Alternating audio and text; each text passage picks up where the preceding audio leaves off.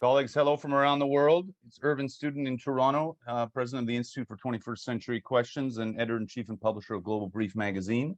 On behalf of our entire Global Brief and 21CQ team and teams, I want to welcome all our listeners from around the world, and we had hundreds join us over the course of the long day yesterday. We have a power-packed panel to start us off today and an all-star cast today. I just want to announce that we had an amendment to the program at the last hour overnight, and Alexander Downer, former Foreign Minister of Australia, will be joining us for a one-on-one interview towards the end to talk about the state and future of affairs in Oceania. A reminder that the Institute for 21st Century Questions was founded in 2014 to solve global problems and national problems in Canada, but to bring different parties and groups, factions together who wouldn't otherwise speak from around the world and quietly solve problems and float frameworks. And we've had some successes, some big successes, some failures, and a lot of work in progress. And we do a lot of conferences, and we are delighted to have probably one of the most distinguished panels on one of the most important, well, probably the most important country in the world post-pandemic, focus of a lot of attention. So I want to bid hello, good morning from Toronto, but good evening to Henry Wang in Beijing, my friend and colleague Kishore Mahbubani in Singapore, and Steven Wang somewhere in North America, one of the two Cambridges, either Harvard or Ontario. Henry Wang is the founder, president, CEO of the Center for China and Globalization in Beijing. Kishore Mahbubani is the founding dean of the Lee Kuan Yew School of Public Policy in Singapore, and Steven Wang is a Canadian Rhodes Scholar who is currently at Harvard Law School and editor-in-chief of the Harvard International Law Journal. We will, as is our tradition at 21CQ, have a very kinetic discussion. This discussion goes live on Twitter and Facebook in real time, but obviously will be streamed to different platforms after the fact, so very global audience. For our listeners as you stream in, remember it's collegial, strictly analytical. It's not very ideological, so the questions should be strictly professional, and off we go. Henry, we'll start with you. Hello to everyone in Beijing. Can you tell us what the state of affairs is intra-pandemic or pivoting out of the pandemic in China? Thanks, Ivan, and also distinguished panelists and also the audience. And great to join your event. I think it's really timely and very relevant. I just come back from Shanghai today to Beijing, and you know, I mean, basically, domestic travel in China is free, and so far, I think China is probably doing relatively well in terms of contained virus, and China now has altogether about 93,000 confirmed cases, about 3,800 imported ones, and the casualties of the deaths from those COVID-19 is about 4,700. So I think relatively China is doing okay. But I think, you know, if we go back to the beginning of this year, that China has actually gone through a very strict lockdown on that. But I think this pandemic actually shows how vulnerable mankind are, and that the nature actually is punishing, I think, the human beings that not respect the human natures and the nature that we are living in. So this is really a big lesson for all of us. I think that it's also certainly a big lesson for China. And but I think what I can see this 100 once probably never happened before this century pandemic has actually we changed so many dimensions and patterns and future trend probably that we have never been so vulnerable, actually, the human beings. And then it shows that how no country is an island. We really have to work together. We really have to really keep the world not falling apart, and also fight the recession that the pandemic will bring to all of us. And also we found that the digital economy is thriving in the pandemic as well. You know, if anything, positive in that we are not having all those webinars and the virtual conference.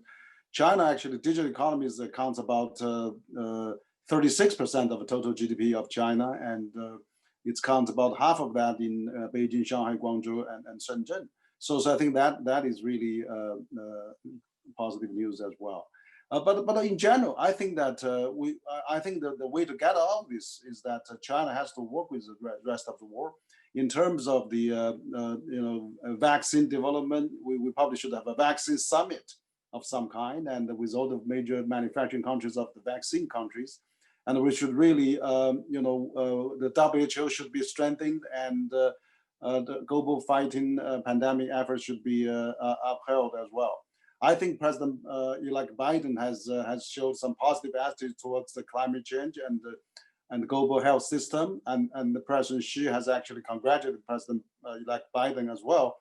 So I hope that we can put a floor of this downward spiral of China-U.S. relations deteriorating in the last few years. I think that both China and U.S. should work together to really find the solutions. We're gonna return to all of that for sure, but there are two parts. There's the post-pandemic, and then there's the American dimension, how people are reacting, especially in China. I just want to go back before I turn to Kishore. I want to go back and say, can you, for our listeners around the world and for panelists, can you walk through the evolution of the last year within China? How has the pandemic been perceived? How has it evolved? How has the reaction evolved over time, and what lessons are drawn as you move into the new year? Yeah, thanks, Irvin. That's a good question. Actually, I think the pandemic started in China, now at beginning, around the end of the year, and then beginning to serve in January probably. And then actually, I think at that time, China has actually reported that to the WHO and to many other countries, US included. And Chinese medical doctors, actually scientists, actually published a journal of the several hundred cases that they have found, and in international journals. So I think they have, basically wasted no time to really tell the world on the COVID-19. Of course, it takes a while to digest, to confirm, to get expert opinions, and really, to give a conclusion to that. But once they realize it's a deadly disease, they really has shut down a city of 11 million people of Wuhan in the history of mankind, but also a 60 million province of Hubei province. So, and China basically shut down for 3 or 4 months. But I think, gradually China has developed a methodology to contain that. They have a quarantine, they have a community support, they have a massive testing, tracing, big data. So I think, finally they brought it under control. I think China now, the GDP has really become the only country that now probably in the major economy get positive. CCG had an event with World Bank, and then they predict China with, probably this year about 2% or something. And then last quarter of China was 3.9%. I think China probably this year will keep about above 2 to 3%. So in general, I think now the economy is back, and I think that China is really practicing all those methodology that they developed. And also now the vaccine will come back. I think that China has already had quite a number of people injected the vaccine. So I think that eventually, if we work together with US and many other countries, we could bring this under control. And I think that economy China is, if it's doing well, if it's doing 2 or 3% or even 3.5%, that is a big lift for the world as well, because all major economies is going negative. So I think there's many things that we could do together. Now with this new election of the US president, I think China is open more channels, avenues, and platforms to work with the international community, including WHO and other countries as well. Okay, let's move to the US in a few minutes. And thank you, Henry and Kishore. Henry, you can mute there. Kishore, the situation in Singapore over the last year and how you're pivoting out of the pandemic. Well, I must say, as you know, Irvin, such a pleasure to be back with you. I remember the good times we had at the Kuan School of Public Policy in Singapore. But your great work and achievements, Kishore. Thank you. But it's quite amazing how life in Singapore has basically returned almost back to normal. And, we go out. I mean, of course, we have to wear masks all the time when we are outside. But if you go to restaurants, they're fully booked. If you go to drive in traffic, there are traffic jams again. And it shows that basically that the quality of governance in Singapore, when it comes to handling crisis like this, is among the best in the world. I mean, and of course, what's equally amazing is what China has done. And I must say, listening to Henry and listening to what China has done is such a sharp contrast between what the U.S. and Europe has done. I don't know whether you saw that in the latest issue of The Economist that came out today, I think. I have a piece saying that actually the management of the Asian countries, East Asian countries of COVID-19, in a sense, in some ways heralds the beginning of the Asian century. There's a much larger message that I think COVID-19 is sending, which is that it is in some ways indicating what I call the transfer of competence from the West to the East. And and just one statistic which I highlight all the time, if you look at the number of deaths per million from COVID-19 in most East Asian countries, it's below 10. I think in Japan it's maybe 15. But if you look at the number of deaths from COVID-19 in most European countries is like 7 or 800. And similarly in the United States is 7 or 800. So I think we should see this COVID-19 episode not just as a sort of a particular health related issue, but as something that is actually demonstrating how the shift of power from the West to the East has begun significantly, and how the shift of competence from the West to the East has happened. And I think that's something that I think people in the West should be reflecting on, to ask why this happened and how this happened. Kishore, you've done a lot of writing and speaking about that. I think in the West, sometimes it's not properly understood, but repeat it again for our audience, what your working hypothesis or theory is as to why there's shift in competence. What learnings have happened, haven't happened, and what can be done in the West to understand what's happening? Well, as you know, that's a very big question, but I'll make 2 or 3 points. The first point I make, of course, is that in some ways, when you're returning to a world where the largest economies are in Asia, we're returning to a normal world, because from the year 1 to the year 1820, for 1800 after the last 2,000 years, the 2 largest economies of the world were always those of China and India. So it's only in the last 200 years that Europe took off, and then North America took off. But the last 200 years of world history, if you view it against the backdrop of the past 2,000 years of world history, have been an aberration. And all aberrations come to a natural end. So it's perfectly natural to see the return of Asia. But the second point I need to make, which is equally important, is that Asia needs to send the West a thank you note. Because if the West had not shared what I call 7 pillars of Western wisdom with Asia, Asia would not have succeeded. And if, for example, even if you look at we were discussing COVID earlier, why has China done so well in response to COVID-19? It's not because the Chinese discovered traditional Chinese medicine that works against COVID-19. No, the Chinese use Western medicine, Western medical techniques to fight COVID-19. And that's true also of the rest of East Asia. And equally importantly, if you look at the institutions that have been set up, the institutions of governance, institutions of public policy that are handling this crisis, the biggest mistake I would say that especially the United States made was to listen to the advice of Ronald Reagan when he said, government is not the solution, government is the problem. And so for over 30 years in the United States, there's been what I call the defunding, delegitimization, demoralization of very key public service agencies. And that's why the Federal Aviation Administration performed badly in response to the Boeing problem. That's why the FDA and CDC have performed badly in response to the COVID-19 problem. And whereas by contrast, you can see throughout East Asia, there's a tremendous amount of respect for government. And this respect for government is, I think, a very critical factor that will also shape the future of the 21st century. In addition, of course, to the fact that when it comes now to issues like on free market economics, United States can no longer sign free trade agreements. The Europeans are reluctant to sign free trade agreements.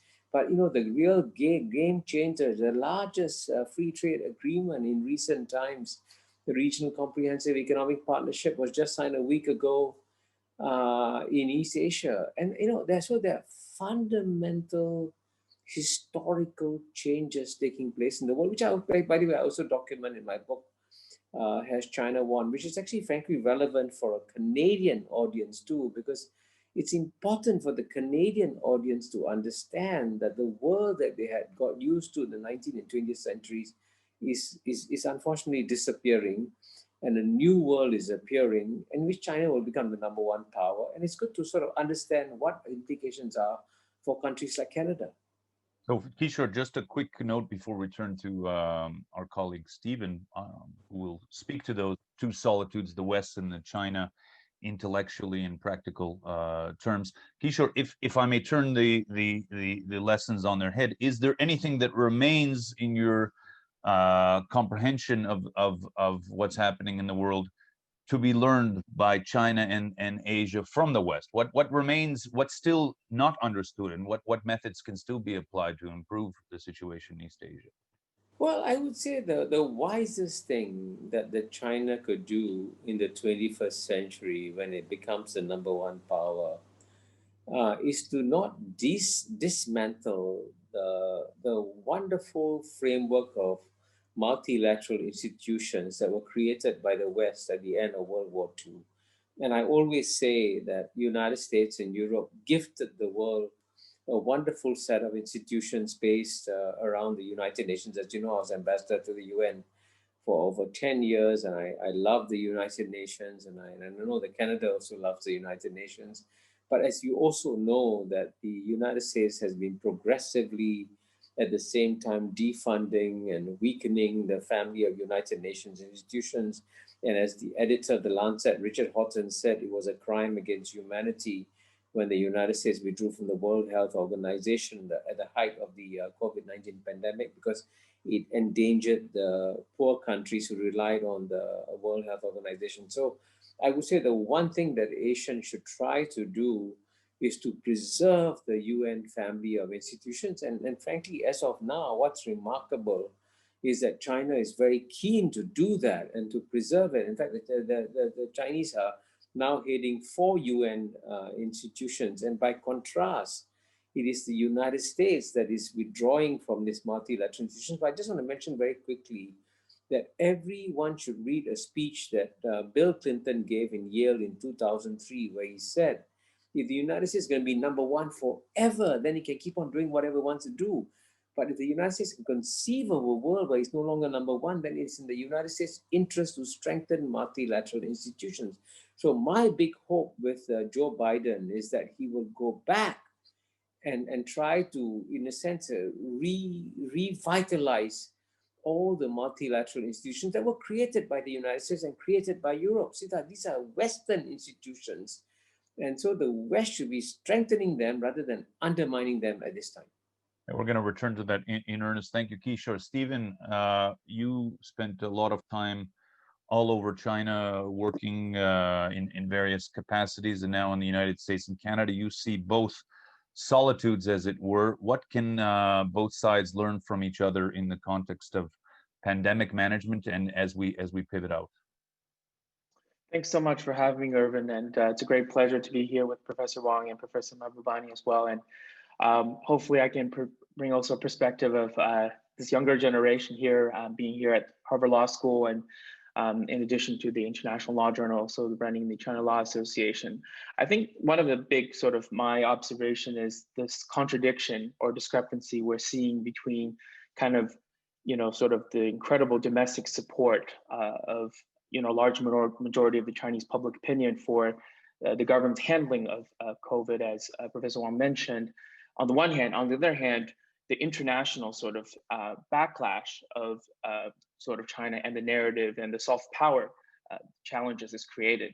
And that tension, I think the growing narrative sort of discrepancy between the two sides, some ways is growing, and that is a difficult challenge. In terms of just responding to part of that question you mentioned, Irvin, I think there is an element in addition to the government. One thing I think we have to give credit to is also the Chinese people. I have many friends who were, in Wuhan or other places, incredible amount of discipline and willingness to make sacrifices. And, some of it you might attribute to, I think Professor Mahbubani mentions in some of his works, that some of the Asian culture, that willingness for the collective. Being in the US, sometimes you don't always see that. There are benefits to the sometimes willing to stand up and question wisdom, but that's also, I think, partly because I think the mishandling by President Trump and how he perhaps misled. And I think President Biden would probably have a different approach. So I think there is an element, and also probably, I think, given the fact that Asia has dealt with SARS and previous experiences, those things have helped. And we should also acknowledge here, I think, South Korea, Singapore as well, Taiwan, but also non-Asian countries like Germany that, I think sometimes one of the challenges is that we are often faced with this kind of two ends of an extreme, kind of I think in some ways a false dichotomy. And I think there are many different mixtures of models that we see that can work. And so there are still very interesting debates still left in this broader question. But I do want to point out, I think this challenge of then the soft power for China. I think recently we've seen, and it's in some ways we've seen Australia, Canada, India as well, and other parts. So there's a real question there of how I think China's probably interested in wanting to avoid further escalation of conflicts with the U.S. in part because of just changing international environment as a result of COVID. And so so I see that domestic and international tension is very interesting in terms of the narratives. Steven, can I ask you, as someone who inhabits both countries but has been in the U.S. For quite a period recently, the Chinese, what you call backlash, but it was a posture that was taken well before then, even before the Trump administration, but really sharpened during the Trump period. It is felt here in Canada and parts of the Anglosphere and some other countries. How do you think that will evolve in a Biden presidency, and what does each side need to explain to each other in order to find a better equilibrium, as Henry and Kishore were discussing? Yeah, that's a great question. I mean, it was interesting that I think there was a Pew result survey done that said that during the elections that actually China ranked, I think, something like 12th on the sort of priority list for American voters, in a sense that I think while the rhetoric, as always, is quite high during elections, but there was a lot of other things on the minds of American voters, as you can imagine. So I think obviously from China's perspective, Biden is generally seen as a measured professional. This is someone who has, President Xi has, dealt with him before, and on both sides, I think there is a level of comfort that there's probably a bit more predictability. I think there's also awareness that the bipartisan kind of consensus towards sort of a more antagonistic approach towards China is going to be there for the foreseeable future. I think we're probably going to see a likelihood of greater mobilization of allies from the American side. There's this term, I think, that people are saying that Biden's kind of a modest multilateralist. So he, to the degree whether he'll ever be fully engaged with the international institutions, I think there's an element of just dealing with a lot of the domestic challenges that you can see in terms of his priorities and alignment. And to some degree, that was also true with Obama as well. So I think in short, I think there's a possibility for a reset in some ways, and perhaps some more statesmanship on both sides for striking a grander kind of a bargain that we need to see probably for the long term. I have a more within 1 minute, Stephen, and I'll turn to Henry immediately. I have a granular question. On the ground by Chinese diasporas in North America and the West, has there been a change in interactions with majority population, given some of the social media and the intensity of rhetoric around the pandemic? It's a very interesting question, Irvin. I think it's a very important one, because I think that sometimes it's left out in the broader kind of geopolitical struggles. I mean, I think, Chinese all over the world are feeling a bit stuck, because sometimes, what is conflated as what is China or Chinese. I mean, the politics and the governance and the society and the culture all conflate into one, but there are very, distinct parts of it. And I think, you did see, for example, in US and other parts, racism towards Chinese or Asian Americans, which was unfortunate. And there are, debates within the diaspora communities between, the more, you might call the more nationalist approach versus a more, sort of a more globalist approach, or what you might call it. And so I think there is very nuanced debates there, but I think there's a feeling like they're stuck between the two. On the one hand, the narratives coming from one, maybe more, kind of state-driven side. On the other side, sort of just complete lack of nuanced understanding of China. So it's a difficult position. And I think one thing that would help, I'll just end it on here, is that hopefully with this new American administration, have a more nuanced approach towards things like visa policies, or, just what I'm seeing with my friends, and, for example, Chinese students who are incredibly talented, who unfortunately will have to leave the US very soon, even when they don't want to. And that leads kind of unfortunate taste in their mouth. And I think they still want those opportunities to for academic, scientific, and other kinds of collaborations. And so to have a more surgical approach rather than sort of a kind of taking a whole axe towards it, I think would be much more constructive. Thank you, Stephen. Henry, in Beijing, what is the calculation now vis-a-vis the incoming Biden administration? What are the interests that will be driven? What are the expectations? What are the hopes? What are the fears? Yeah, thanks, Ivy. I think that Stephen just mentioned as well that President Xi and President Biden elect is not strangers. They've been knowing each other, very familiarly for the last probably 10 years already. Since when Vice President Xi actually visited the U.S. and the Vice President visited China. I mean, both of them spent many hours together. So I think that there's certainly there's more knowledge of each other as well. But more so, I think that the President-elect Biden now favors multilateralism. That's something I think that rings the bell to the Chinese as well, because China wants to pursue multilateralism. As Kishore just mentioned, this multilateral system, China benefit a lot by joining them. China doesn't want to restart or reinvent the wheel, because they want just add on. It wants to improve that.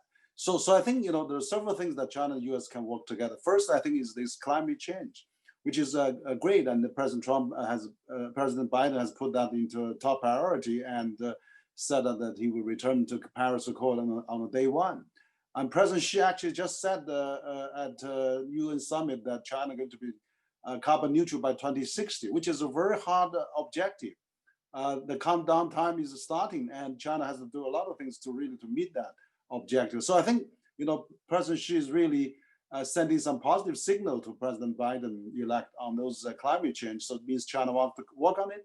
China wants to collaborate. And actually, after President Xi mentioned that, Korea and Japan all mentioned by 2050 they will become carbon neutral as well. So example led by China has actually stimulated many other countries to do the same, because China being the largest polluters now, second only to the U.S. The U.S. is only second to China, both large carbon emitters has to work together to take the example. So I think that really gave them a lot of common ground to work with. Second is COVID-19. I mean, President Biden has win this election.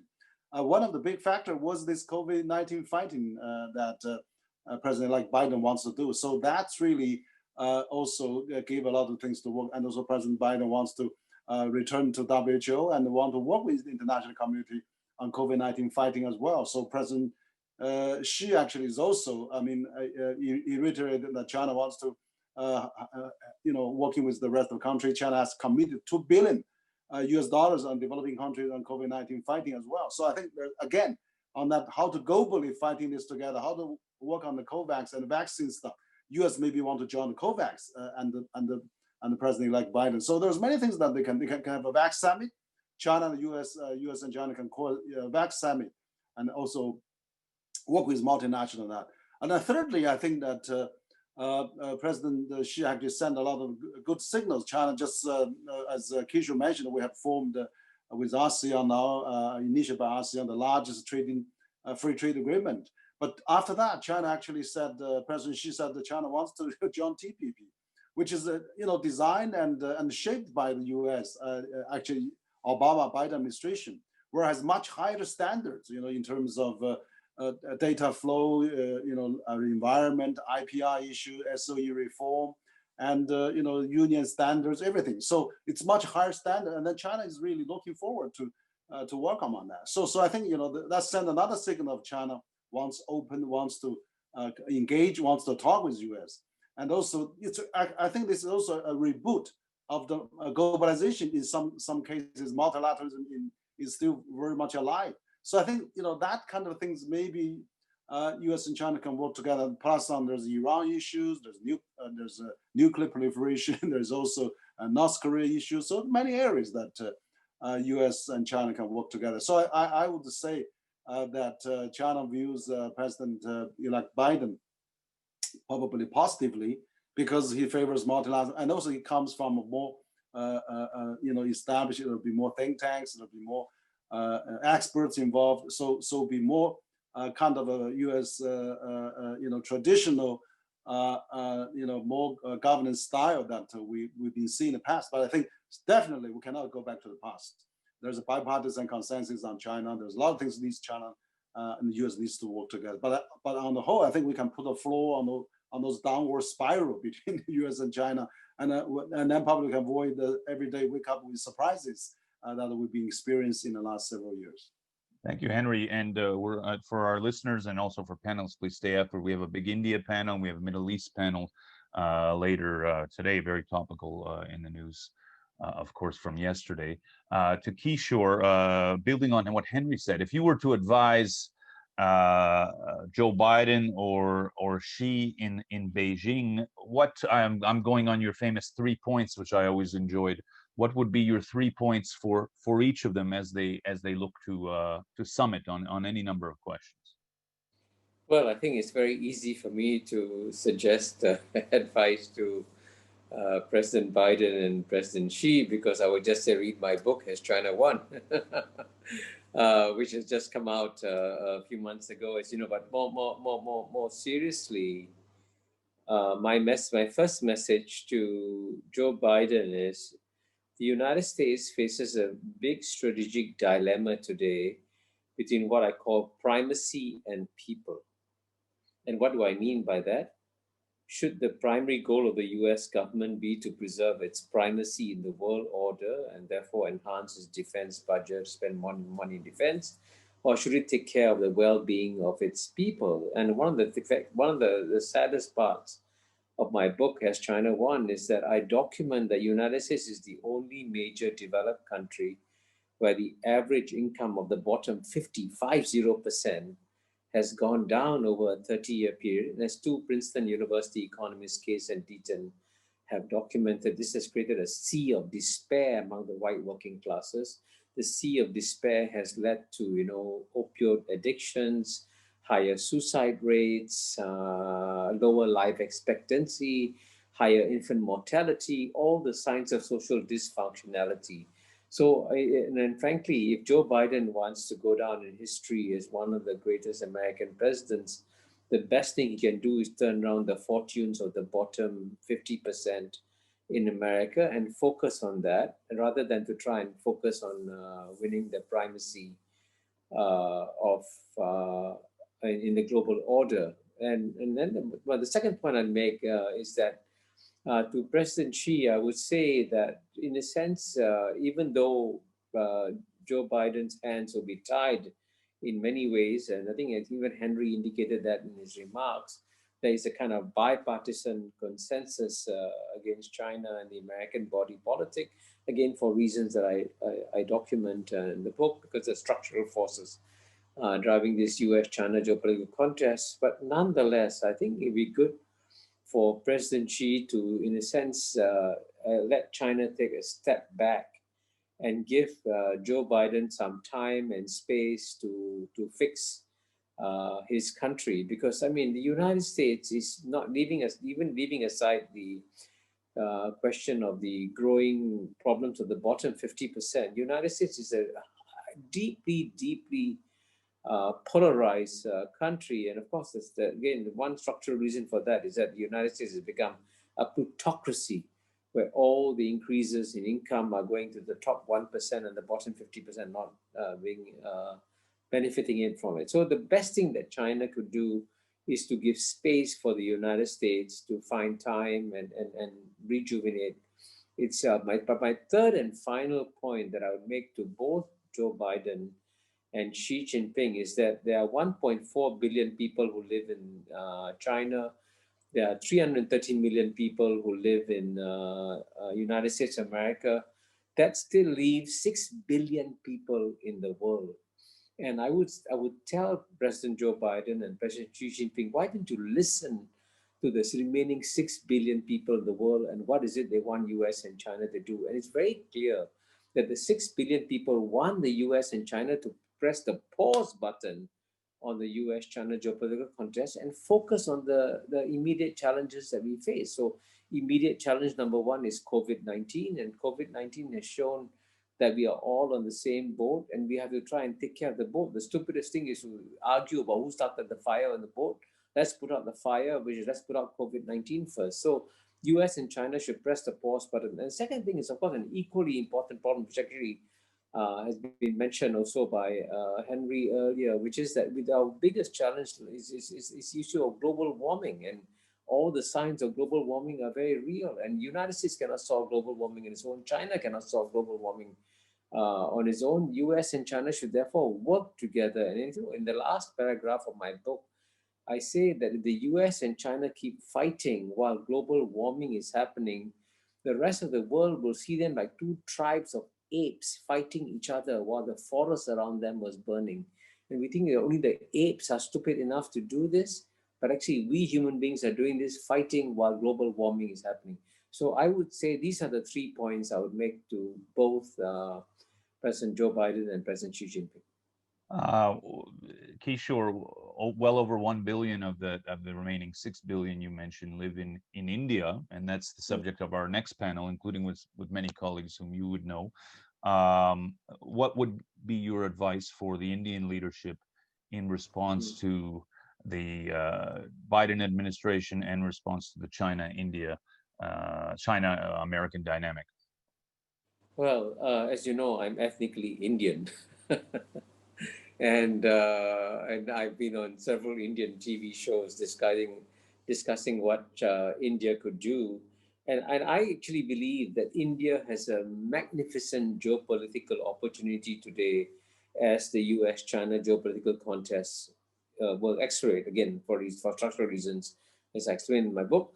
But if you can imagine a seesaw with United States on one side and China on the other side, you're trying to see who's stronger. The best position for India to be is somewhere in the middle. So where India puts its foot, it will sort of, in a sense, affect the geopolitical balance. And in some ways, that's what China did in the Cold War between the United States and Soviet Union too. So that's the geopolitical opportunity for India. But as you know, there's been a tsunami of anti-China sentiment in the Indian body politic after the Indian soldiers died in June. And I can understand why you have all this anger. But, I keep speaking to Indian audiences every day, and I say that geopolitics is a very cruel business. And if you get emotional and angry, you are at a disadvantage. So Indians should step back and do a very cold calculation of where their long-term interests lie. And the big advice I would give to India is that, and I say this, I say we Indians are the most competitive people in the world. We succeed in every society around the world, which is the most competitive human laboratory in the world is the United States of America. The ethnic group with the highest per capita income is the ethnic Indian community. So Indians can compete. The head of Google is Indian. The head of Microsoft is Indian. So why is it that India as a country is reluctant to compete? So the best piece of advice I will give to India is open up your economy and compete with the rest of the world, because the rest of the world should be frightened of competition from India rather than India being frightened of competition from the rest of the world. So if there's one thing that Prime Minister Modi can do with the extraordinary amount of power he has, he should be as brave as Deng Xiaoping was in China and really open up the Indian economy. And then the Indian economy will clearly not become number 3, not become number 2, but become number 1 in the world. Kishore, that's a statement. We'll return to it for sure. Great stuff. Steven, young people now in your home country of Canada and the US, which you know very well, what do we need to do to better understand what's happening, or what do young people, your generation and the next generation, need to do to better connect to Asia, to China, to India, human-to-human contact, languages, learning, exchanges? What needs to be done, and what kind of architecture would you propose? Yeah, that's a great question. Thank you, Irvin. I mean, I helped, set up, run the first year of the Yangtze Academy at Peking University, and I was a mentor to the Schwarzman scholars during my time in Beijing. So, I mean, those are, Rhodes-like programs that really does believe in facilitating more cross-cultural understanding, which is certainly very encouraging. I think even here at Harvard Law School, having, Chinese students here and, through our China Law Association, having more dialogue, those are all encouraging things. I think, recently there have been some studies showing that the decline of China studies, in America, in the West, in academia, that is a little bit concerning because I think it might have to do with the broader sort of the broader political discourse. And so I think more resources put in that would help. As I mentioned earlier, I think there is a need to separate, distinguish. How do we define, and understand the complexities of the Chinese or Asian stories, narratives, and traditions? How do we understand, for example, Confucianism? I think if we looked a little bit closer, there's actually a lot of different ways to interpret. Just like, American scholars debate what is the Constitution, Canadian scholars debate what is the Constitution. So I think recognizing complexities is not a bad thing, rather than, I think, sometimes the danger of a singular narrative from either side. And I think from the Chinese side, I think the two, my piece of advice is, one is continuing trying to figure out how China can and Chinese people can and culture win hearts and minds, and just seeing the challenges in the current international environment. I think that's we mentioned some of the different spots that Professor Wang mentioned, India, and certainly right now we're seeing in Canada, Australia, or parts of Africa or Southeast Asia. And this year I recently, past couple of years, I spent some time working at the Asian Infrastructure Investment Bank, and I do think compared to the Belt and Road, it is a more positive, encouraging sign of a rule-based approach that even if it's Chinese-led, it can have a very strong international norms, and I think things like that can be very helpful, and showing the nuance and differences between that versus other things, more explicitly geopolitical, I think, initiatives, so I think part of it is really changing sort of the narrative and the framing, and I do think the people-to-people exchange is incredible, and I think the scale of that is really not what we need for this new generation. But when I look at like 6, 7-year-olds or 10, 12-year-olds, whether in China or in the US, they're speaking fluent, in the US, or Canadians are speaking fluent Chinese, or I spent some time working in Yunnan, and they're speaking fluent, English, and they know the like Federalist Papers. That's a sign of hope that I think this future generation, this 21st century, we are going to see a lot more culturally sophisticated folks. That being said, I mean, that represents, again, probably a more elite portion of society. So, bringing the others along and being mindful of those kind of, trappings of the global elitism, I think it's just as important.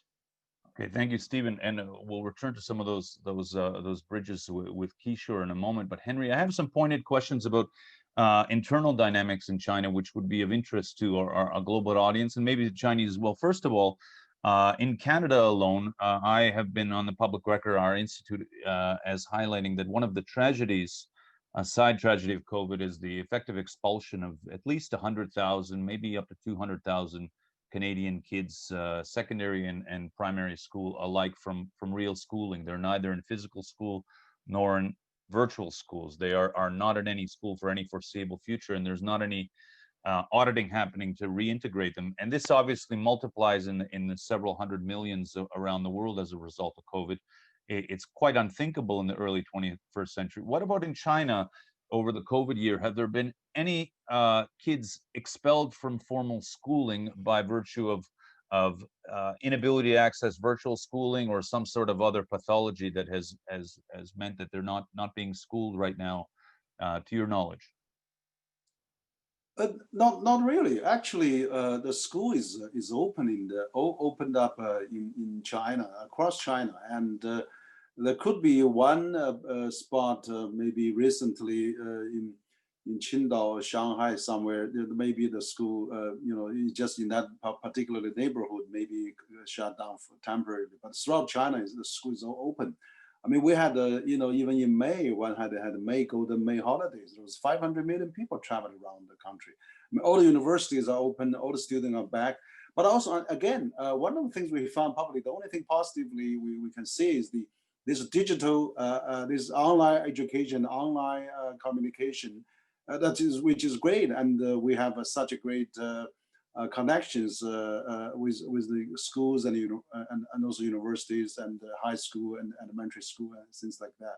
But even for, as Steve mentioned, there's a lot of people studying English. There's about 200 million students throughout the country actually study English. And then there's one company called VIP Kids, hires about 600, hires about 60,000 English teachers from Midwest, from all those Rust Belt and those areas. And they're teaching about 600,000 students learning English in China online, which is fabulous. And so I think, I don't think there's any student has been left behind. I haven't really heard any story like that. But yeah. On the contrary, but digital economy has actually stimulated more study interest. And now with all the school back to normal, I think this is not a question in China probably. So most kids are back in school physically, correct? Oh yeah, the school has been open for the last semester. College has been open from September until now. We haven't heard anybody stopped or quit or can't be able to access school, or school is expelling any student. No, I think we basically very normal here. What I can see. There's a famous Chinese saying, and I know it's quite an ancient one. So and of course my Chinese is more than a little rusty, but it's something to the effect that the emperor is very far. I think the valleys are deep and the emperor is very far. So regardless of the intellectual quality or the competence of which Kishore rightly speaks in Beijing and other political centers, in the peripheries of China, in a unitary system, how does the center get feedback mechanisms, information about what's happening in the vast distances of China? It's a very big country, and I give this as a contrast to the Canadian reality or the American reality, and these are huge countries. Canada's second biggest one in the world. So our feedback mechanisms would be electoral, media, and also a mechanism that seems to be missing in most Asian countries is a federal dynamic, very, very powerful federal dynamic. How does China get its information for decision making in the early 21st century? Yeah, that's a great question. As a matter of fact, I mean, China now, you got constantly, what's going around there. There's data. There's 1 billion smartphone users. There's a 5G network. There's about 700 to 800,000 5G stations already installed, and there's already 4.6 million 4G stations. Probably the best network in the world. And anywhere you go now in China, it's about take 4 or 5 hours. China has about 2/3 of the global, the world speed train networks, and China has all the logistics. There's about, everything is on the fast track and very, very effective. And also China, the internet is constantly, the apps. Actually, one of the things we found during this pandemic is the villagers. China is going to elevate in the poverty for 800 million people, and this year they're going to hit a target of eliminating the extreme poverty. And as a matter of fact, a lot of remote villages can sell their apples or dates or oranges, not just online, live streaming. So information is actually very, very smooth. And then China has this hundreds of years, thousands of years of a Mandarin system, bureaucratic, actually starting from scratch and then all the way through. So they actually knows how effective communication are. And also the modern system, China's learned from West. I mean, the spokesperson, on a daily basis, all the municipalities, 260 of them, 30 provinces, all have a spokesperson. Every minister has a spokesman. The television is the daily that keep everybody informed and alive. So China Statistics Bureau collecting all the data. So I think that kind of apparatus and also system very effective, and that's why if anything happen, if there's any case happen, and then immediately there will be measures taken, actions taken, neighborhood knockdown, and massive tracing, and then quickly put it under control. So I think that China, on the other hand, the leaders actually read a digest of foreign medias. They are fed by old think tanks and research institutes and advisors and things like that. So they are not the proverb you are saying, the mountain is high, the emperor is far away. The old days of autocratic, foolish decision-making kings and emperors are no longer there. There's a collective decision-making system. They all support. So you can really. So I would say China lived in a market democracy. Where to go, what to buy, what to shop. You just constantly choose that on your apps, vote on your apps, on your mobile. And then second, that there's a technology democracy. All those social media, constantly expose anything goes wrong or criticize local government or expose any wrongdoing. So that the social media and the technology democracy. And thirdly, China is living in the international community of 200 countries. I mean, US is the largest opposition parties, probably EU and other countries too. So China is constantly respond and react to all those criticism or any recommendations worthwhile. China is adopting. China has keep working on 5 years plan after another 5 years plan. So by 2035, China is going to actually double its current GDP now. And so if you count that retrospectively, that means about 4.7% GDP growth for the next 15 years. So China is really, I think the system now is, probably we have to say that Fukuyama sounds the end of history. We need to take a rethink and maybe be tolerant of a different system that China has been practicing, which, as Deng Xiaoping said, it doesn't matter white cat, black cat, as long as cat is mine. So I think if China can contribute 1/3 of world GDP growth, if China can really lift 800 million people out of poverty, representing 70% of a global poverty reduction, maybe we should let China, do its best. Thank you, Henry. We'll return to some of that in our closing Q&A, and many questions are coming in directly to the team. Kishore, I want to turn to you because Henry says that there are good feedback mechanisms to power and decision making that have accrued over time in China, but I know that in Russia, which I study, quite a bit and have written about considerably. The feedback mechanisms are very poor. So decision makers are constantly sending out surveys and trying to figure out what the state of play is on the ground. What do the people think, as it were? Regardless of intellect or degree, it's difficult to go into people's head. And so Henry spoke of either direct mechanisms of feedback or proxy mechanisms.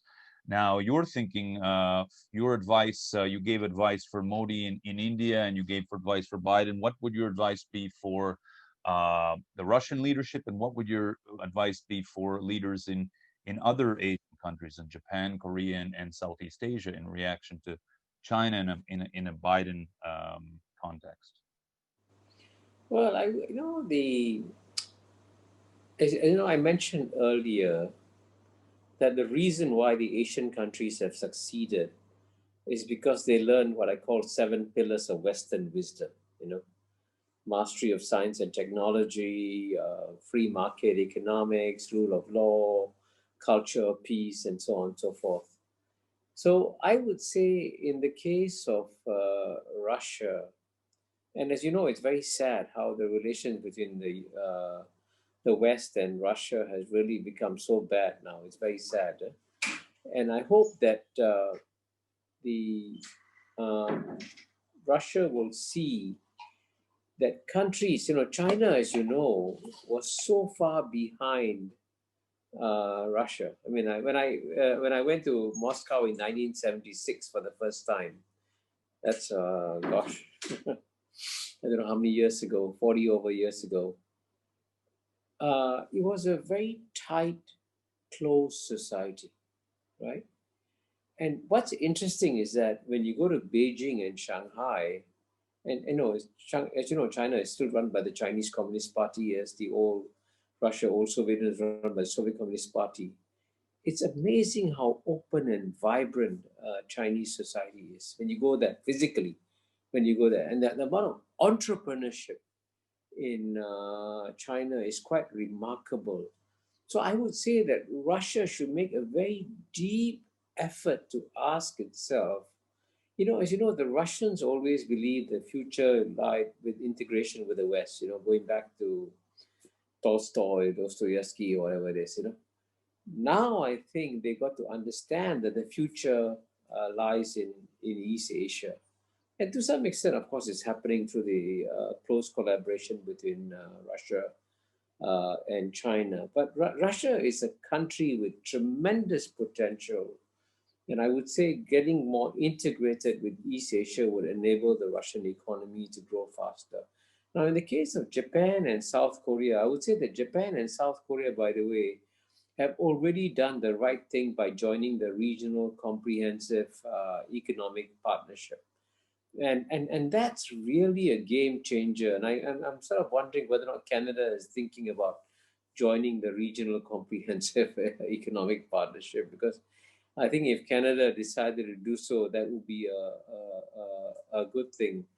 But at the end of the day, all of East Asia has got to realize that we are entering a new world order, right?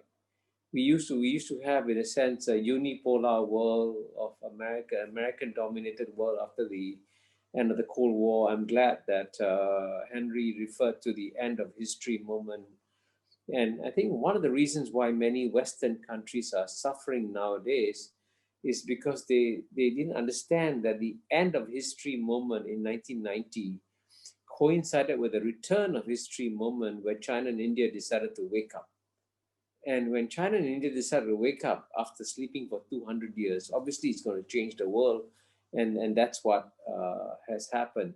So the future growth will be clearly in East Asia. And let me just give you one concrete statistic to illustrate how significantly this shift of growth is going to happen in Asia. Henry's given some statistics. I'll give another one, which I think is important for the Canadian audience to know, that in the size of the retail goods market in China in 10 years ago, in 2009, was $1.8 trillion. And in United States, it was $4 trillion, more than double that of China in 2009. You fast forward to 2019, the size of the retail goods market in China had gone up 3 times to $6 trillion, and the size of the retail good market in the United States was only $5.5 trillion, less than China. And that happened within a decade. Now, if you extrapolate that to the next decade, it's quite amazing how much bigger, not just the Chinese market will be, how much bigger the East Asian markets will be. And that's what RCEP is going to preach, a Regional Comprehensive Economic Partnership. So the shift of power to East Asia is very, very real. And everyone's got to realize what are the implications for themselves. And that's the advice I'll give to everybody. Thank you, Kishore. Kishore, just a couple of questions. I would be remiss if I didn't raise them in this context, and I'll speak to Henry about it in a different texture. The question of Taiwan, the question of Hong Kong, and the South China Sea. Just quickly on each of them, your thoughts. Well, I would say that anybody who raises these questions should first study history and understand what happened in China's century of humiliation from 1842 to 1949. I think, Irvin, you know that very well. You're a brilliant historian. So, and if you don't understand that Hong Kong became separate as a result of the Opium War in 1842 and sort of triggered the century of humiliation, then you don't understand why Chinese are sensitive about Hong Kong. If you don't understand that Taiwan was separated from China in 1895 after the Sino-Japanese War, another terrible moment in the century of humiliation, then you don't understand why China is sensitive on Taiwan. And all I can say is that if any Chinese leader is seen to be weak on Taiwan, he'll be killed by the Chinese people. So on Taiwan, it's very clear that the desire for reunification is very real. And the worst thing we could do is to in one way or another, provoke China on Taiwan. It'd be very unwise to do that. And on the South China Sea, I would say, and I discussed this in my book, Has China Won, that if you don't try to provoke China in that area, there will be room for settlement. You know, I had lunch with the former US ambassador to China, Ambassador Stapleton Roy, a fluent Mandarin speaker. And he said, Kishore, when President Xi Jinping offered to President Barack Obama to demilitarize the islands in South China Sea, he said, United States should have seized that offer.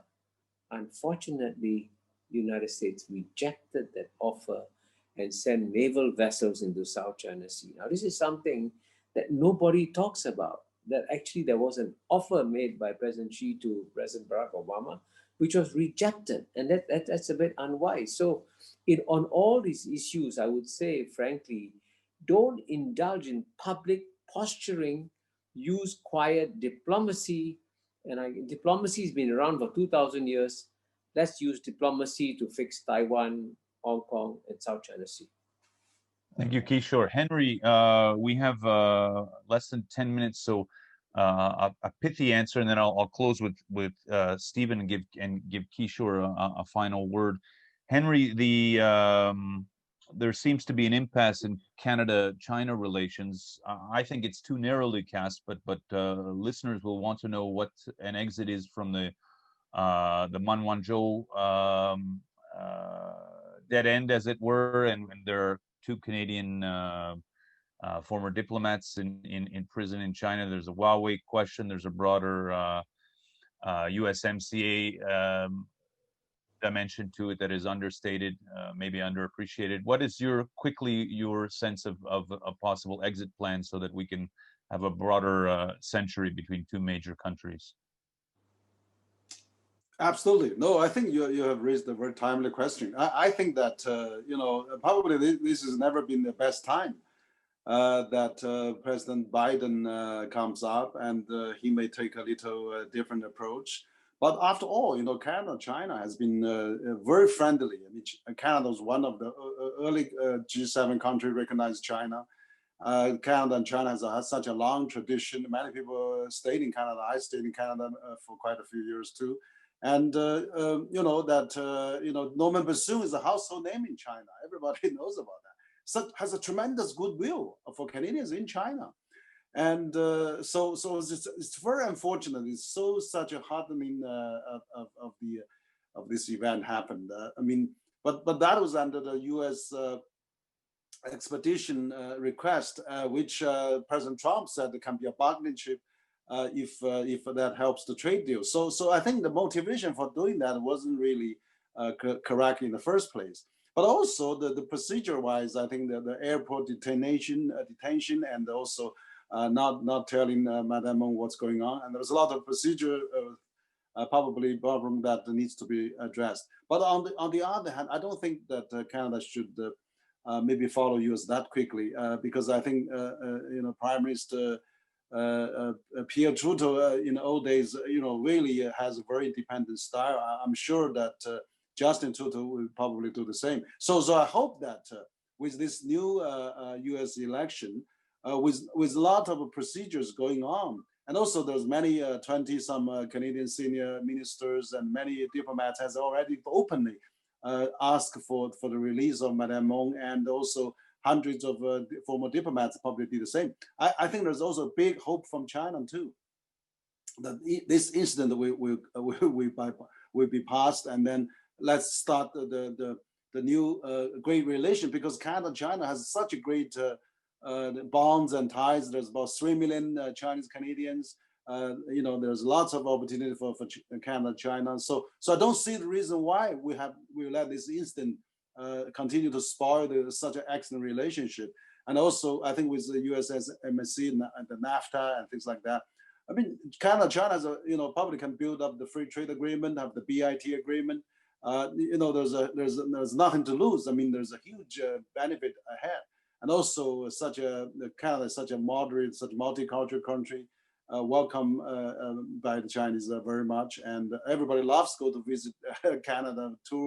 The tourism, the student exchanges, Canada can make a lot of huge difference, and also can benefit enormously between even China and the US have this kind of argument and fight probably. So I think we need a political wisdom. I think we need. Now is a great transition time with the new president, with the legal incompletion and also all the force in this detention in the first place. Maybe let's all calm down. Let's find a way to solve this, and then I think it will be a happy ending for both sides. I really hope so. Henry, quickly, the most famous Canadian China would be Dashan, I think, who's not that well known in Canada, but he's actually the older brother of a Canadian diplomat who's a friend of mine, right? And he lives not too far from where I live, Dashan. So yeah, he's a good friend of mine too. Yeah, I know. Yeah, he's well known. Quickly on North Korea, what is the calculation Beijing, maybe in the context of a new presidency, vis-a-vis the future of North Korea? If you could tell us in 2 minutes. Yeah, no, I think North Korea is President Trump wants to pursue this unilaterally have a bilateral meeting. I was at another conference the other day. I really proposed maybe we should have a 4-party talks.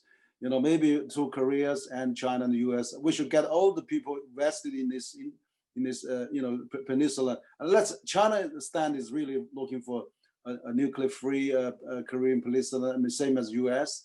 But of course, we need to really make sure that we don't have another Iran, another Libya, another Syria happening at the doorstep of China. We really hope that this can be peacefully resolved, and then North Korea and South Korea can be unified maybe in the future. But let's have a 4-party talks. That's probably a good way to do it. I hope that could be another incentive for Biden and China to work together.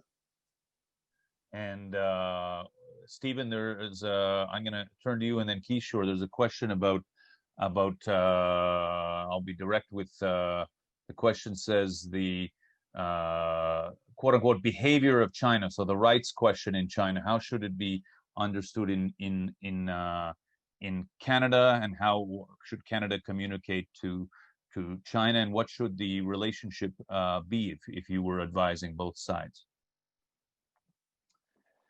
Absolutely. So, I mean, I think Canada, obviously, it should continue to stand for values that, Canadians believe in, whether it's, rule of law or due process or, openness and tolerance and compassion. And I think those values generally, I think across all societies are things that are valued.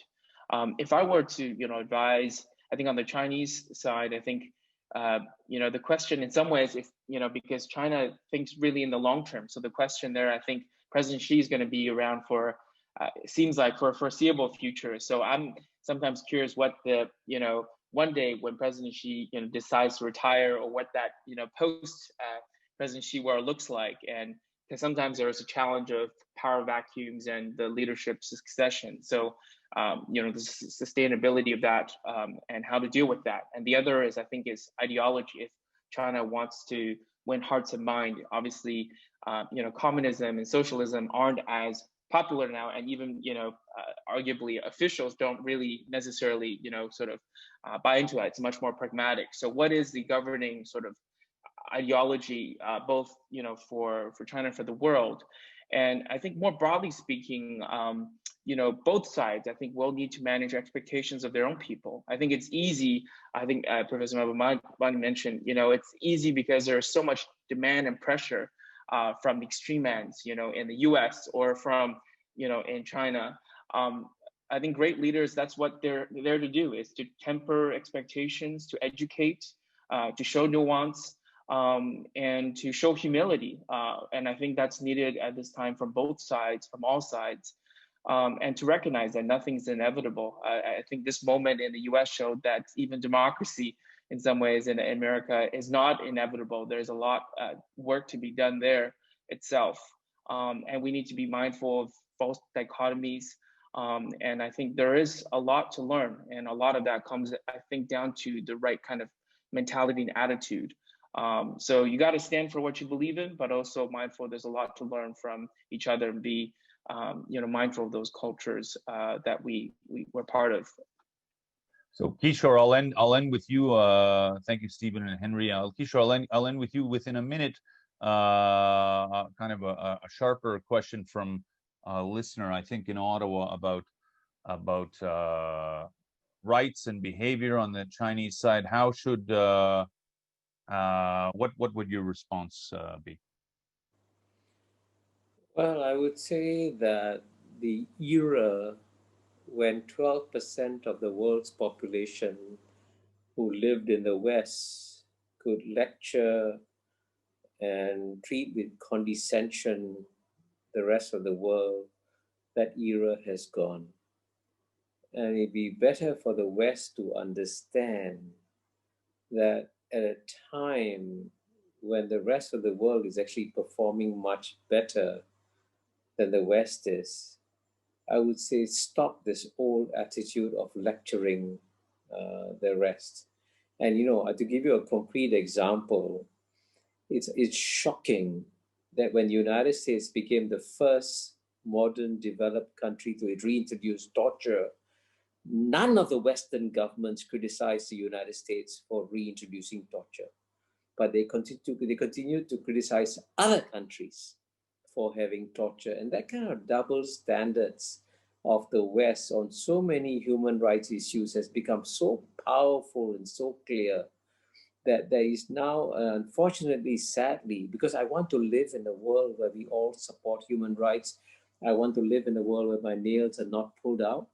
But the only way to do that is never, never, never lecture other countries, but start having a respectful dialogue with other countries, listen to their point of view, and then you can get things done. And, frankly, going back to Canada, and I would say that if Justin Trudeau could behave more like Pierre Trudeau rather than Stephen Harper, then I think you would have a very different Canada. Okay, gentlemen, thank you so much for taking the time. Kishore and Henry, I bid you a good night on behalf of the team. Stephen, good morning, late good morning, and thank you for starting off a terrific day. Please stay around for our India panel in 10 minutes time, and hello to your respective countries from all of us. we bid you a good end of year and hope to collaborate again soon. 谢谢，再见。